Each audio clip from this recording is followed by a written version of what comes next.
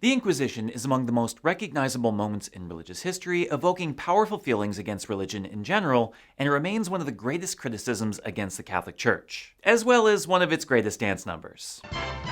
The Inquisition, what a show. But outside of movies and sketch comedy, my guess is that most people don't know much about the Inquisition, like the fact that there were actually multiple Inquisitions over many centuries.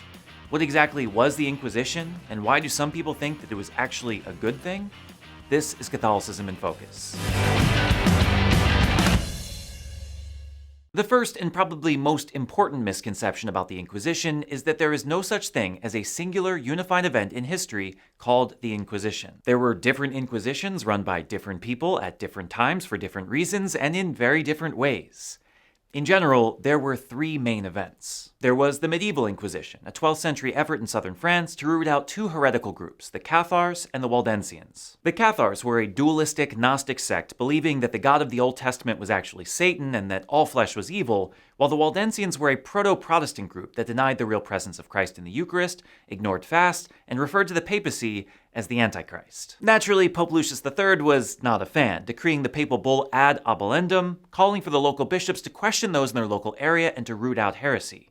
Because the bishops at this time rarely resided in their diocese, this turned out to be fairly ineffective, requiring Pope Gregory IX to send the Dominicans in 1233 theologically trained preachers with the aim of pastoring people to the truth. In general, this was carried out largely in-house and mostly on theological terms. This was quite different in almost every way from the famed Spanish Inquisition, a charge initiated by the Spanish monarchs Ferdinand and Isabella, not the Church.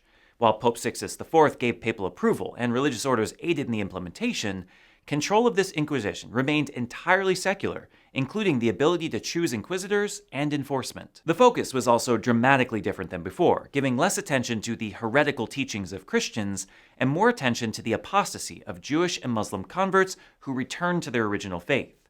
There was a religious motivation, yes, but it also seems deeply political. Spain was able to go after outsiders within their country in the name of the Church to expel those they did not like and confiscate their lands. You can probably see how this would have gotten away from the Church pretty quickly. And finally, there is the Roman Inquisition, the 16th century response to the Protestant Reformation.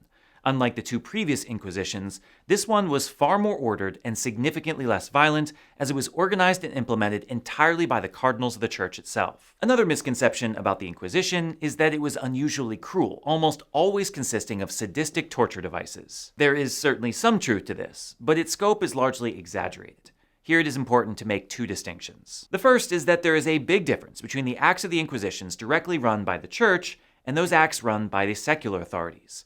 While both secular and religious authorities engaged in torture, the rules on the religious side were far more strict. Catholic law prohibited torture that shed blood, forbid torturing someone more than once, and only allowed it in the case of extracting information, never as a means of punishment. This was hardly the case for secular authorities, who had far fewer restrictions on what was allowed, including prisons with much worse conditions.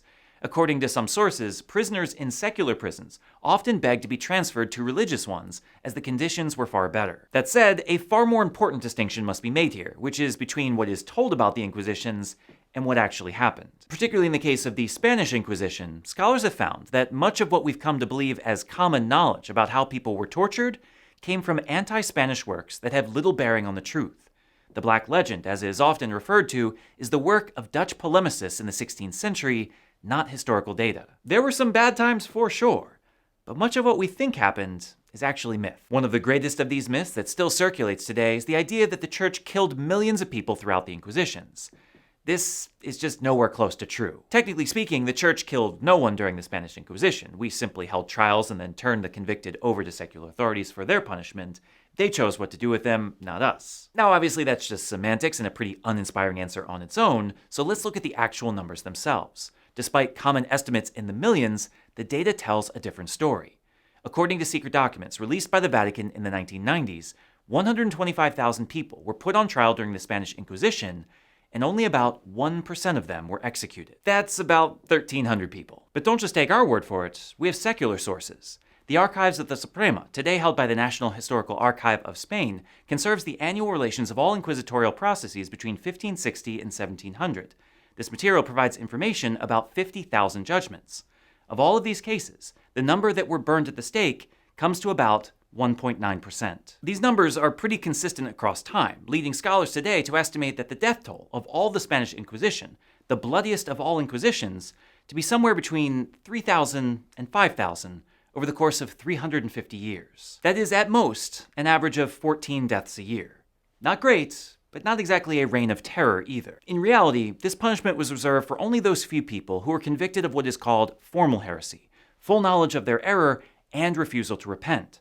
The vast majority of people were convicted of objective heresy, essentially accidental beliefs that were the result of poor catechesis. These people were given penances as punishment, prayers, fasts, and sitting through lectures for re-education, not unlike the confessional. Another misconception about the Inquisitions, made popular thanks to Monty Python, was that no one ever expected the Inquisition. This couldn't be more wrong either. There seems to be this idea in people's imaginations that inquisitors would show up at one's house unannounced in the middle of the night and drag unsuspecting people away to secret trials. The reality is that the presence of the Inquisition in an area was well known and methodically carried out. When inquisitors would arrive in a town, they would set up in the town square and announce what was called an edict of grace or an edict of faith. For 2 weeks, anyone could come forward and confess their sins, receiving the normal penances for straying from the faith. In many ways, this was not unlike a Lenten parish mission as we would celebrate them today, an attempt at reviving the local faith. It was also a period in which the inquisitors were able to gain information about the area, understanding what the problems were and who might be the culprits. And many times, especially during the Protestant Reformation, they found that the problem wasn't malicious, it was just lack of education. Then, after the 2-week grace period, they began calling people in for questioning. For most, this was entirely expected. Unlike courts today, there was no defense counsel or prosecuting attorney. Generally speaking, it was just the inquisitor, the one being questioned, and a few canon lawyers to aid the inquisitor. This did not give the accused much recourse against an unjust inquisitor, but it was also not meant to be adversarial either. The inquisitor was simply interested in gathering the facts, and for those who were repentant, had the utmost goal of reforming the accused. Compared to the other courts of law at the time, it was actually a process that brought order and transparency, not chaos. Some have rightly criticized the anonymity of this process, that people could be brought before the inquisitor without knowing who had accused them. This is certainly not something that would stand up in a court of law today, but it had good reason at the time. When the Inquisition first began in the Middle Ages, it was not uncommon for the accused to find their accusers and kill them before the trial began. Anonymity, at its best, was meant to protect everyone involved so that witnesses could speak freely and the truth could be found. And finally, there is a misconception among the general public that the Inquisitions of the Church have ended and are a thing of the past. This is simply not the case. The process of maintaining the faith and questioning those charged with heresy remains a serious duty of the Church, although it has gone through a bit of rebranding.